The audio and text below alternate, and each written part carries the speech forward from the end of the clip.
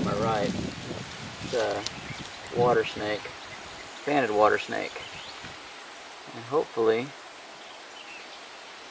he thinks I'm a friend, or at least not potential food, because he's got his head right up next to me, and he's smelling me right now.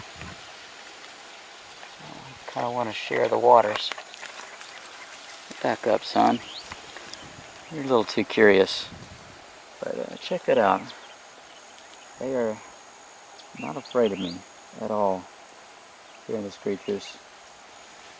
I might try and show this in just a moment, but if you can catch small fish, and you've got enough of these water snakes around, you can actually rig up your pole and a small fish to catch an even larger water snake. And that's the game when you're surviving. If you can trade something small out for something even bigger, go for it.